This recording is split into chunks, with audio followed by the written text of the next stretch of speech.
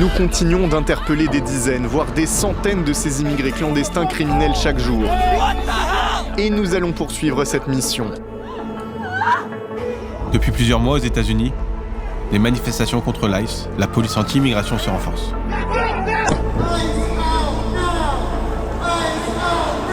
La brutalité des politiques de Donald Trump a déclenché une vague de solidarité massive, portée par une colère qui ne cesse de grandir. We are going to start the largest mass deportation in the history of our country because we have no choice. Oh my God! Oh! Le lendemain de l'exécution du manifestant Alex Pretti par l'ICE à Minneapolis, nous avons rencontré Henri Berry, militant très actif dans le mouvement de solidarité américain.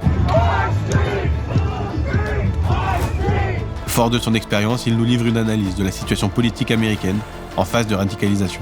One of the things they want to do is they want to be able to go in the streets and kill protesters, and this is exactly what we see them doing now. Did they fucking kill that guy? Are you fucking kidding me, dude?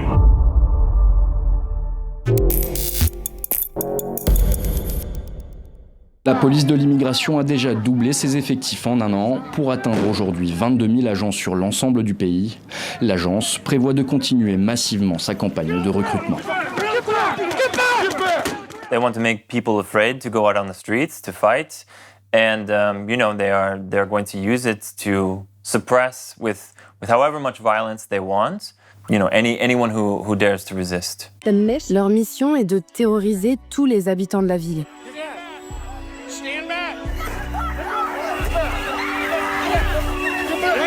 Since Trump has been elected, we've had an unprecedented wave of different social conflicts rise up. And this comes in the context of the last 10, 15 years even of social struggle within the US. And I think the most important thing to emphasize about what's going on today with ICE is that it's a form of counter-revolution. And so it's really important to emphasize this because it's not something you will hear a lot of the mainstream media say. So Trump is very clear when he gets into office that he wants to,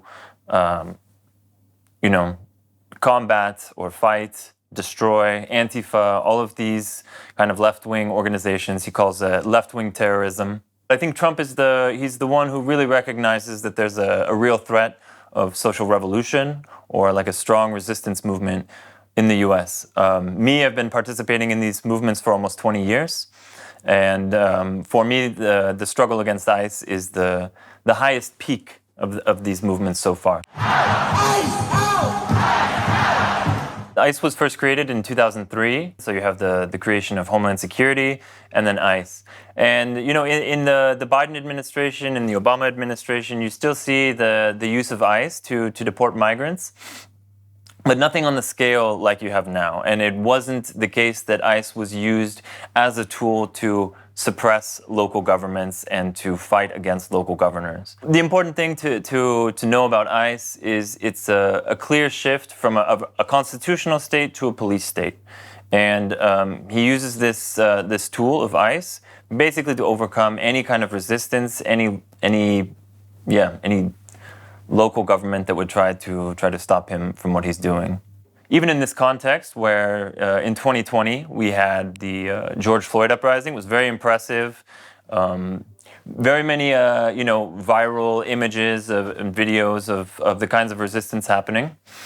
And I think today we see a lot of videos from how bad ICE is, but we see less and less about how impressive the resistance is. And I think this is because you have a shift in how the resistance happens. And in 2020, it was more the case, again, you have riots and it's a combat against police violence. And now we see the resistance taking a much more sustained, organized form, and it's defensive. Des descentes aléatoires pour cibler tous les sans-papiers, qu'importe qu'ils aient un casier, qu'ils soient recherchés ou non par la police, c'est la nouvelle méthode de ICE depuis un an. C'est d'abord face à l'intensification des rafles massives menées par l'ICE que le mouvement est né. D'abord sous une forme défensive, une partie de la population américaine s'est organisée pour s'opposer aux expulsions. Attention! Un cri. Faites attention, la police de l'immigration est dans le coin. You wake up at 7, you go to the place where ICE is most likely to come. In Los Angeles, this was Home Depot. What is Home Depot? It's a sort of home improvement store, but it's where a lot of day laborers work. Generally, like undocumented people who wait in the parking lot of Home Depot, and they wait for people to show up normally and say, hey, I need some guy to do this job. Will you come help me? I'll give you $200 for the day. And they say yes, and they hop in. So this is in Los Angeles, this is a very common thing. And basically, the idea was Stephen Miller, when he was giving instructions to ICE, he said, stop making lists of illegal people and just go to Home Depot and arrest everyone you see. Every brown person you see. And so there was he said he sent them to a specific location. He's like, go to Home Depot's. So what the resistance did is they got up at 7 a.m. and showed up at the Home Depots. You set up a table, you have flyers, know your rights, you have walkie-talkies so people can communicate, and you send them to all different corners of the parking lot. And anytime they see a car that looks like it's going to be ICE, they call it on the walkie-talkie. And so the way that ICE operates is what they do is they send one car in first that's like a scout. It's like to look out, and they go see how the situation is. And if it seems like they can do a raid, then 5 minutes later, like 10 vans will come in. And so the idea is that if you can catch that first car that's coming in to look for to scout out the situation and say, oh, that's an ICE van, then you can alert people. People can converge. They can try to stop the big raid from happening. So this is one of the forms that people did. So this was in the morning, and then there was another element which was very popular in Los Angeles was figuring out where ICE was staying, because they're out of towners, so they have to be staying somewhere. And people found the hotels where they were staying at, and they would go and do noise demos at the hotels from 9 p.m. to 2 a.m. And the goal is to try to pressure the hotels to kick ICE out. And so that's the form of resistance that we're seeing. It's not the only form, but I think that's the major form.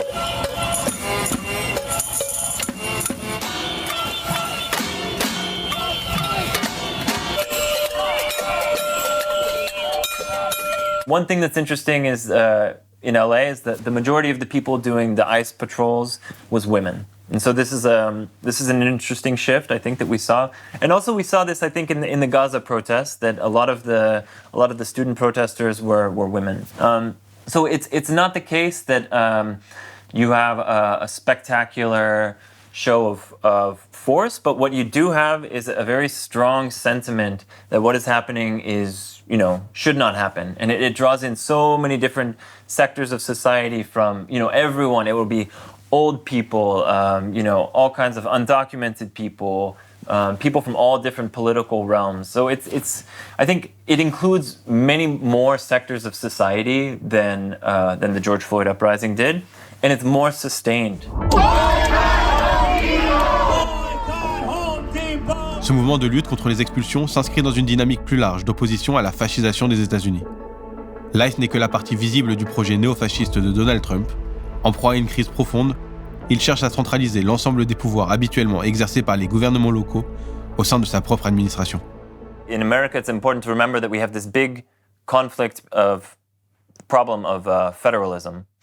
And so the federal government is actually quite weak and powerless in America, and so this is why, in America, sometimes the president will say, oh, well, the president doesn't have much power to change anything. In the American Civil War, there was this, you see this conflict with federalism play out very clearly. Because the southern states, they don't want to abolish slavery, but the northern states, they're going to impose the sort of legal abolition of slavery. And many of the slaveholding states, they tried to resist this imposition by the federal government onto the South. And so typically it's the right wing that has been opposed to the tyrannical overreach of the federal government.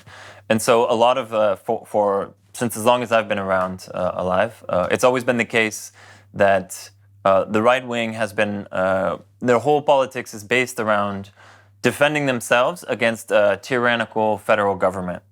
And now we see exactly the opposite happening, where Trump is the right-wing force, and he is the one imposing tyranny and a strong federal state to overpower the local governments.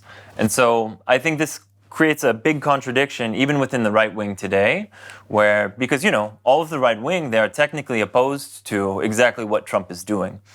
And so yeah, this problem of local and federal government is a major contradiction in US politics. In 2020, he tried to send the National Guard into all of these different cities where there was protests happening.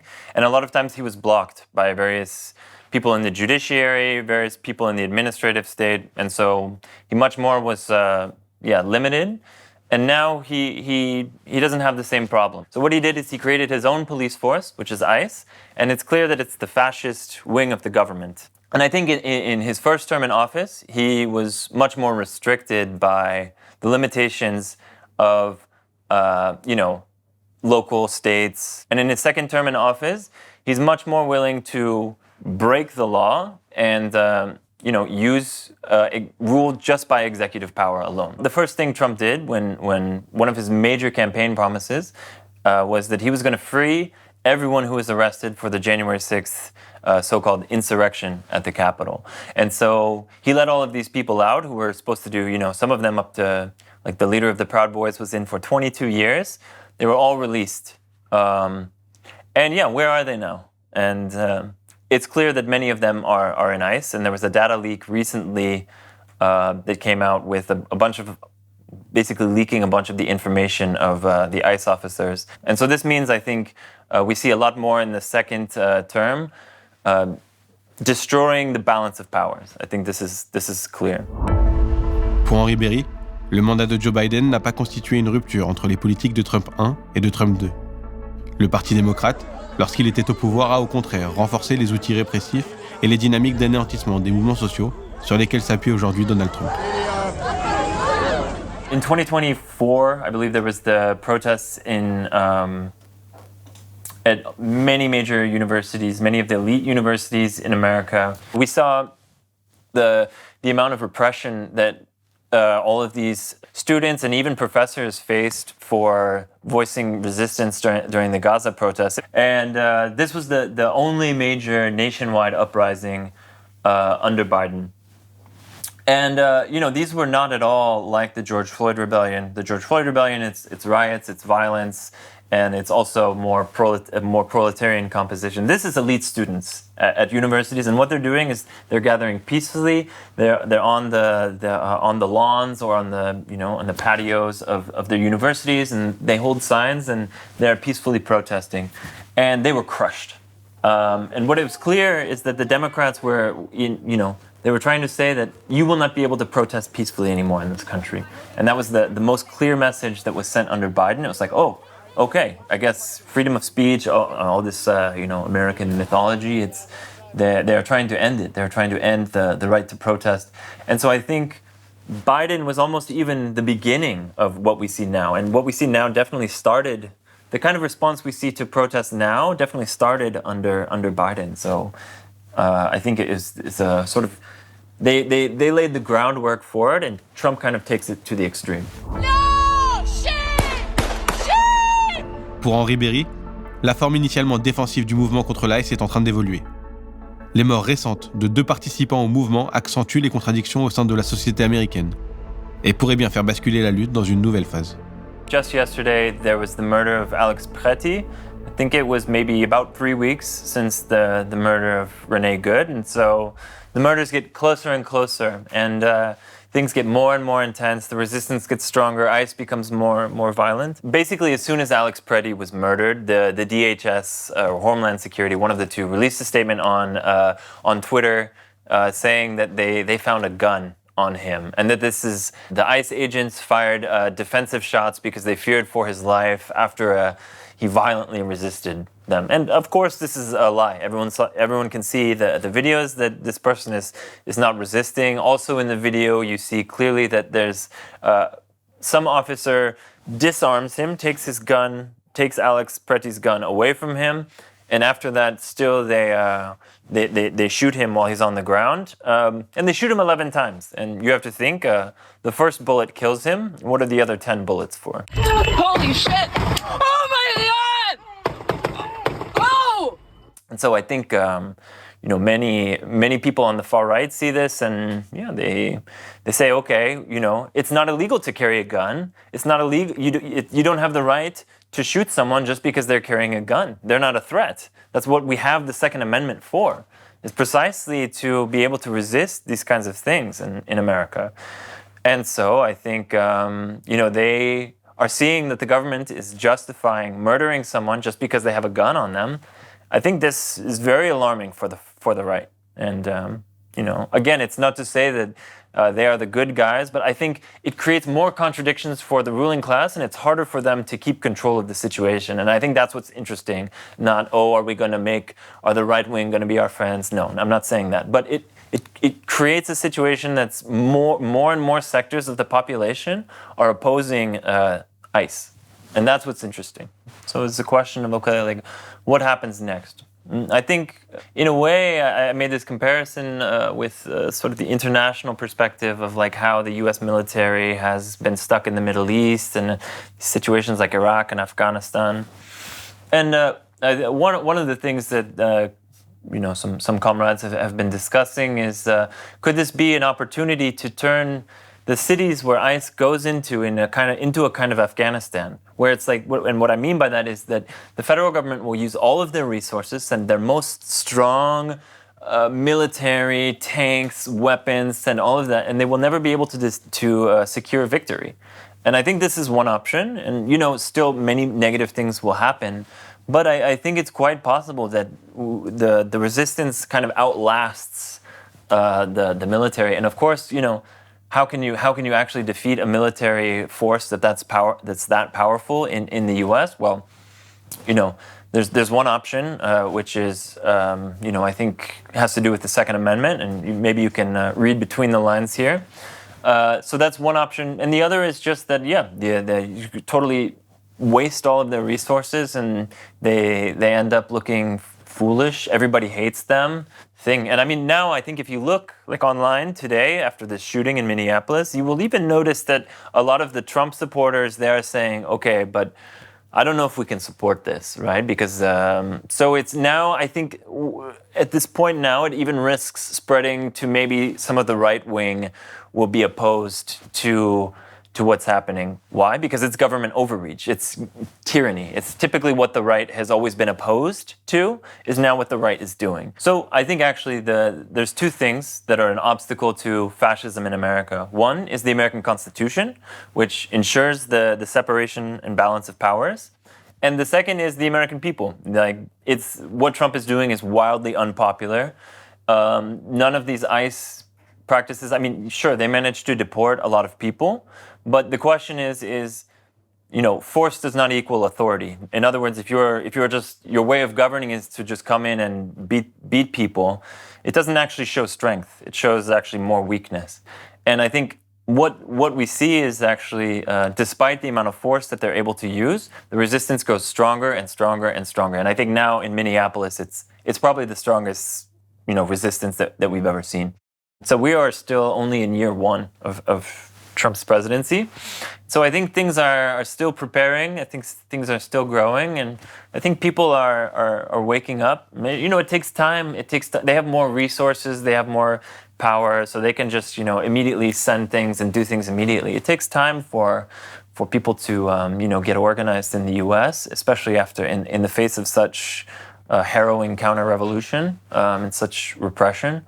So, I'm very optimistic, despite how bad the situation, and I don't want to downplay the repression. Everything that Trump's doing is very bad, but I think it's important.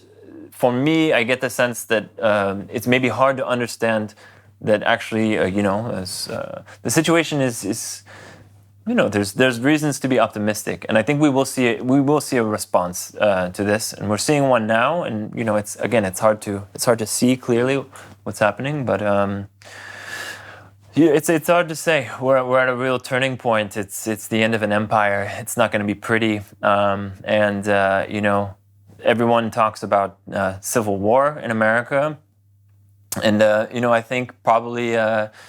in the future, we'll look back at this time and say, oh, yep, that was the beginning of civil war. One of the things my comrade Idris Robinson says that I think is very important is he says that if there's a civil war in America, it will be very bad for everyone in America, but very good for everywhere else in the world. And, maybe this is the best we can hope for right now, but that's what we have to offer.